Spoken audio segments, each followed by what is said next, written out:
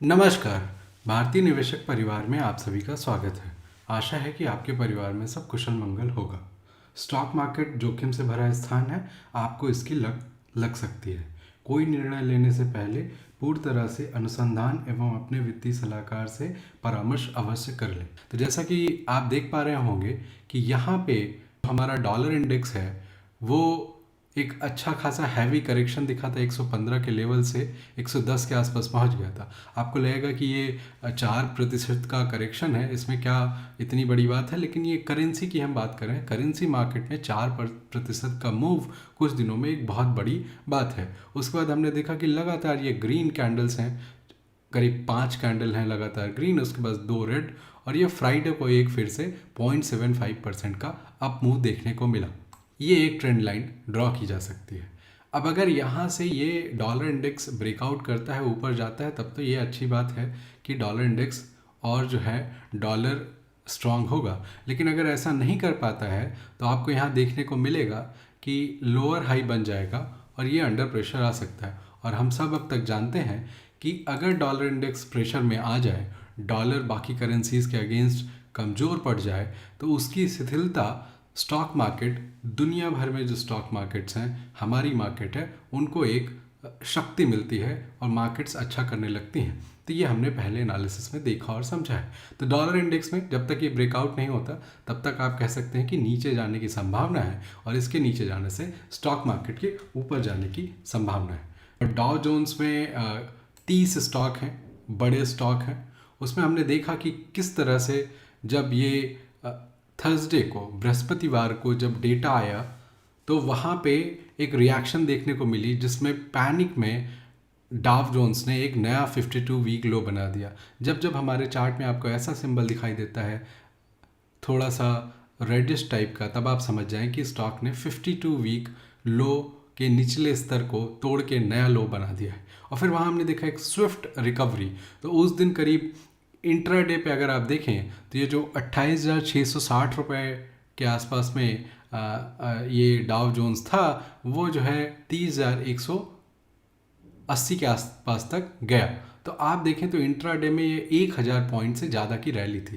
लेकिन शुक्रवार को ये गैप अप हुआ यहाँ पे, और गैप अप के बाद ऊपर गया और फिर क्लोज हुआ डे लो पे। ये बहुत ही आप कह सकते हैं कि भालुओं को शक्ति प्रदान करने वाला मूव है, बेरिश मूव है। तो मार्केट में थोड़ी सी आपको कमजोरी अगर दिखाई पड़ती रहती है तो उसमें आपको कोई बहुत ज़्यादा आश्चर्य होने की बात नहीं है। जो ब्रॉडर मार्केट है, हम अभी निफ्टी और उन सब पे आएंगे, लेकिन जो हमारी ब्रॉडर मार्केट है उसमें क्या चल रहा है हम उसकी बात करना पसंद करेंगे। तो ब्रॉडर मार्केट की अगर हम बात करें तो हम यहाँ पे आप देख पा रहे होंगे कि हमारी स्क्रीन पे आपको कुछ डेटा दिखाई दे रहा है। तो 10 अक्टूबर को ये सप्ताह स्टार्ट हुआ था, और वहाँ से प्रारंभ करते हुए हमने देखा कि 4.5% से जो बढ़ने वाले कॉलम हैं, उससे ज़्यादा स्टॉक बढ़ने वाले कॉलम की वैल्यू है वो 68 मैक्सिमम रही है, जो कि मंडे को रही है, और फ्राइडे को 55 पे क्लोज हुआ, और ट्यूसडे को 47 था। और अगर आप डाउन वालों की बात करें तो वो 36 से स्टार्ट हुआ था, और ट्यूसडे को थोड़ी ज़्यादा हालत बुरी थी जिसमें 73 स्टॉक थे जो 4.5% से ज़्यादा गिरे हुए। तो आप कह सकते हैं कि ये रेंज बाउंड मार्केट थी, कुछ बहुत अच्छा नहीं हो रहा था, कुछ बहुत बुरा नहीं हो रहा था। 20% से ज़्यादा जो पिछले 5 दिन में स्टॉक बढ़े उनकी संख्या लगातार घटती जा रही है, और ये मार्केट में प्रेशर को दिखाता है। और जो 20% से ज़्यादा गिरे हैं उनकी संख्या लगभग वैसे ही है, 3-5 ऐसे। तो उसमें कुछ खास बदलाव देखने को नहीं मिला, तो कोई ज़्यादा परिवर्तन नहीं है, तो इसमें कुछ ज़्यादा इंटरप्रिटेशन करने का स्कोप नहीं है। 20 डीएमए से जो ऊपर वाले स्टॉक्स हैं उसको अगर आप देखें तो मंडे को एक अच्छी शुरुआत थी कि भाई 907 से अगर आप देखें तो ये मार्केट में जो प्रेशर था उसका असर तो दिखा, लेकिन ये उसके बाद फिर लगातार घटता चला गया, और फिर फ्राइडे को थोड़ा इसमें सुधार दिखा है 519 के बजाय 546 पे। तो थोड़ा इंप्रूवमेंट है, बट कुछ खास नहीं। ओवरऑल कहें तो पिछला सप्ताह ब्रॉडर मार्केट के लिए खराब रहा। इसी प्रकार 50 डीएमए भी हमको देखने को मिलता है। बस इन दोनों में अंतर क्या है कि 50 डीएमए में फ्राइडे को लो बना है तो 697 स्टॉक्स ही हैं जो 50 डीएमए से ऊपर। इसका कहने का मतलब ये है कि ब्रॉडर स्ट्रक्चर वीक होता जा रहा है हमारे स्टॉक मार्केट में। तो ये रहा हमारे मार्केट पल्स के बारे में। आइए अब बात करते हैं निफ्टी की। तो निफ्टी हमारी स्टॉक मार्केट का 50 बड़े स्टॉक्स का संकलन है और ये एनएसई ने जो स्टॉक एक्सचेंज है उनका बनाया हुआ इंडेक्स है। तो निफ्टी की अगर हम बात करें तो निफ्टी में सबसे पहले हम जो है ये देखेंगे कि यहाँ पे जो हमारा डेली चार्ट है, डेली का जो हमारा चार्ट है, इसको अगर हम देखें तो ये जो पुराना हाई था उससे थोड़ा नीचे आप ये कहें कि गैप अप हुआ था और ये सस्टेन नहीं हुआ। तो आप ये कह सकते हैं कि गैप अप तो हुआ, 17,350 तक हाई भी गया, लेकिन जो क्लोज हुआ वो 191 पे हुआ। तो ये वैसे देखने को कहें तो ये इस दिन के ऊपर, इस दिन के ऊपर, इस दिन के ऊपर गया तो, इस दिन के ऊपर गया तो, लेकिन क्लोज नहीं हो पाया। लेकिन यहाँ पे अगर आप देखें तो ये क्लोजिंग इसकी जो है इस दिन के क्लोज के नीचे हुई। तो आप कहें पिछले 3 दिनों की क्लोजिंग के ऊपर तो क्लोजिंग हुई है, तो थोड़ा ठीक है लेकिन कुछ ज़्यादा अच्छा नहीं है। आप पसंद करते कि ये कैंडल यहाँ पे ओपन होती, मार्केट यहाँ पे ओपन होती और यहाँ क्लोज होती, तो ये ग्रीन कैंडल होती तो वो आपके लिए ज़्यादा अच्छा होता।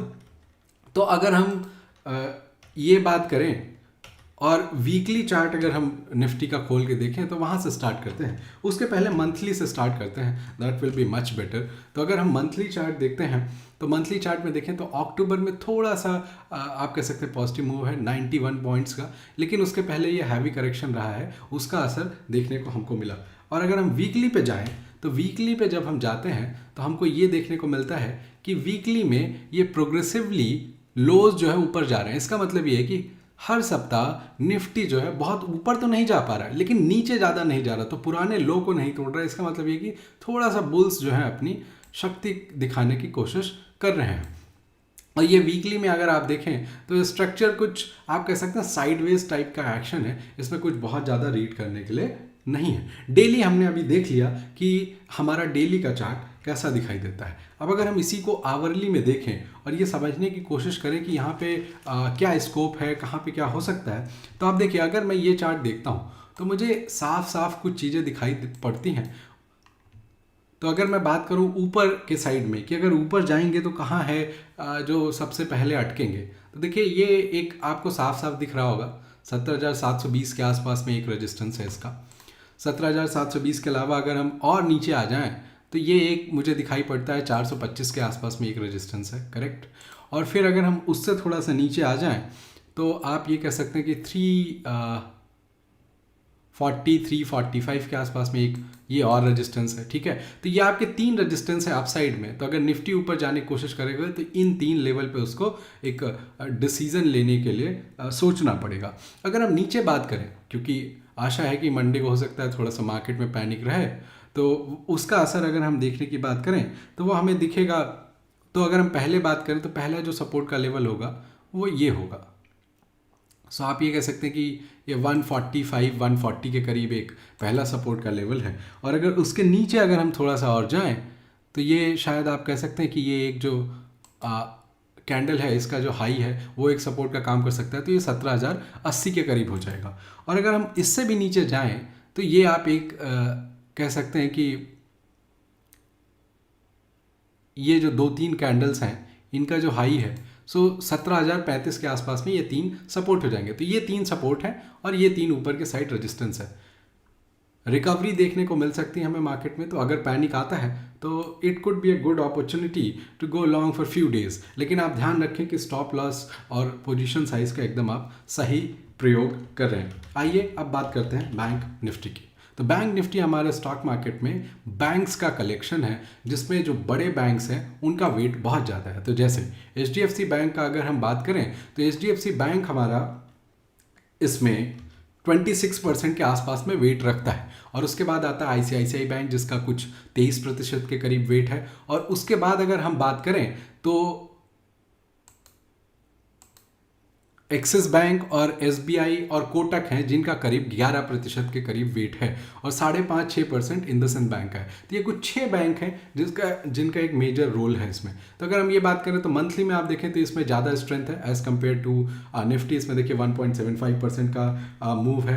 और अगर हम वीकली की बात करें तो वीकली चार्ट्स में अगर हम देखेंगे तो निफ्टी के जैसा इधर भी दिखाई पड़ता है कि प्रोग्रेसिवली लोज जो है ऊपर जाते जा रहे हैं, तो ऐसा हमको प्रतीत पड़ता है। तो ये एक अच्छी बात है। और ये बैंक निफ्टी का चार्ट आपके जो निफ्टी का चार्ट है उससे थोड़ा सा ज़्यादा स्ट्रांग समझ में आता है। अब अगर हम यहाँ बात करें तो यहाँ के हाईस को देखें तो ऑलमोस्ट इसके करीब है, जबकि निफ्टी में ये हाई काफ़ी नीचे था उससे, जो पुराना हाई था 6 अक्टूबर का। तो उसका मतलब ये है कि बैंक निफ्टी ज़्यादा स्ट्रांग है एज कंपेयर टू निफ्टी। तो यहाँ अगर हम बात करें तो जो हमारा पहला और ये काफ़ी स्ट्रांग रेजिस्टेंस है जो वीकली में और डेली में, वो है 39,600, 39,600 का एक स्ट्रांग रेजिस्टेंस है। तो अगर ये क्रॉस करती है तो 1,000 पॉइंट की इसमें रैली आपको 40,500 600 तक आराम से दिखाई पड़ सकती है ऊपर के साइड।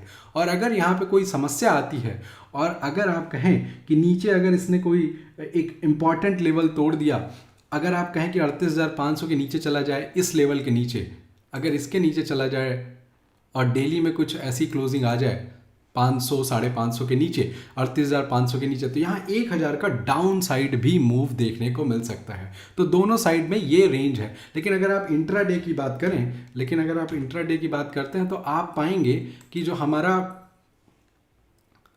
बैंक निफ्टी है वो कुछ बहुत ज़्यादा अच्छी हालत में दिखाई नहीं पड़ता है, क्योंकि अगर आप इंट्राडे में अगर देखते हैं इसको तो यहाँ पे देखिए ये रेंज बाउंड मूव है। इसमें अगर आप कहें कि ये करेक्शन आता है और यहाँ कहीं आपको खरीदने को मिलता है तो आप अगर बुलिश प्राइस एक्शन बनता है तो वहाँ पे आप खरीद सकते हैं ऊपर के लिए, और यहाँ कहीं होता है तो उसको नीचे जाने के लिए आप देख सकते हैं। तो ऑल इन ऑल निफ्टी से ज़्यादा स्ट्रांग बैंक निफ्टी है और मार्केट जो है ट्रेचरस है आजकल। तो ज़्यादा ध्यान रखें कि आप कोई बहुत बड़ी पोजीशन नहीं ले रहे हैं, कोई बहुत बड़ा रिस्क नहीं ले रहे हैं।